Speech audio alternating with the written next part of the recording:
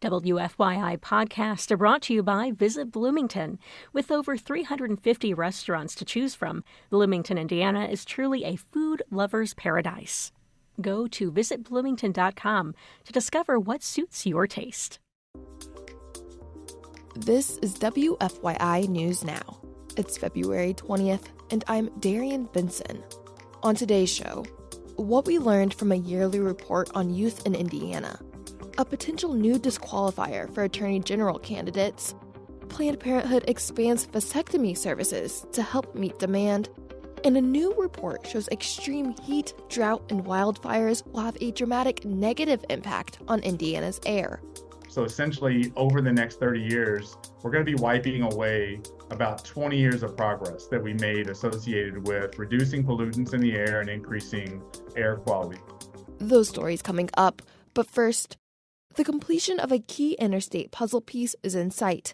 Jill Sheridan reports on the last section of I-69 in Marion and Johnson counties. First envisioned in the 70s, I-69 from Evansville to Indianapolis is on track to finish construction this year. The Indiana Department of Transportation released a guide this week that outlines final projects. INDOT Strategic Communications Director Natalie Garrett says there will be an official designation for the roadway that was formerly State Road 37. Between State Road 144 up to 465 will be shielded as I-69 later this year. Last year, INDOT crews were able to remove the remaining traffic signals as work progressed north of Martinsville, providing free-flowing traffic from Evansville to Indianapolis. Much of this year's work will focus on the I-69, I-465 interchange on the south side. I'm Jill Sheridan. A yearly look at the well-being of Hoosier children came out yesterday. The Indiana Kids Count Data Book, presented by the Indiana Youth Institute, takes a deep dive into 4 areas that impact youth: health, education, economic well-being, family, and community. President and CEO of the Institute, Tammy Silverman, says a closer look at youth who have considered or planned suicide finds numbers have dipped statewide, but risen in Marion County. That's where we need to really be looking at what services are available, how is our provider to population ratio, which we know we have challenges in those areas. How might we help the kids that need that support, that need that clinical care and intervention? Other measures for Marion County include a drop in the number of children in foster care and in children experiencing poverty. Graduation rates for youth in Marion County rose to 82%.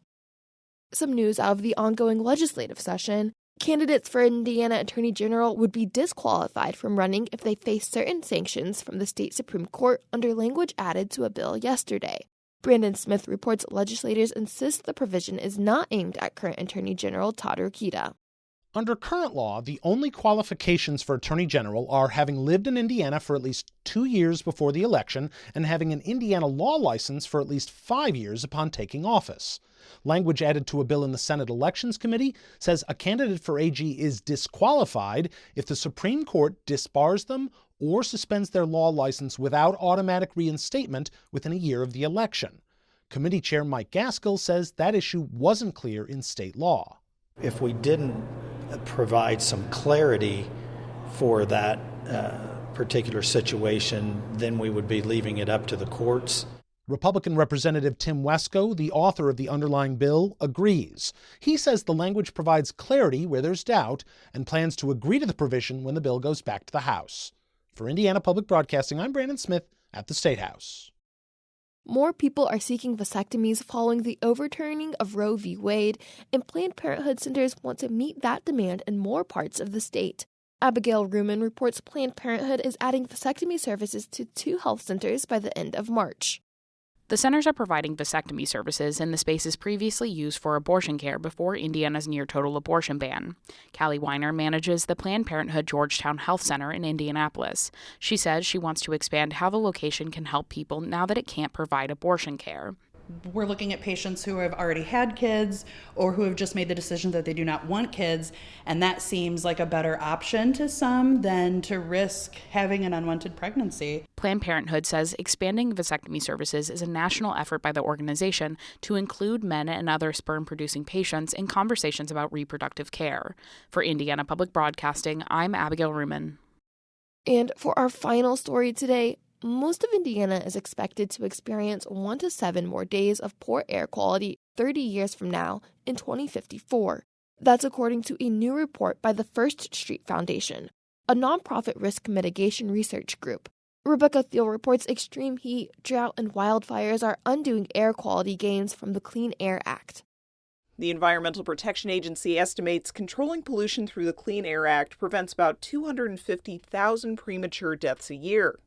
But Jeremy Porter with First Street Foundation says 30 years from now, air quality in the U.S. could look as bad as it did in 2004 due to climate change. So essentially, over the next 30 years, we're going to be wiping away about 20 years of progress that we made associated with reducing pollutants in the air and increasing air quality.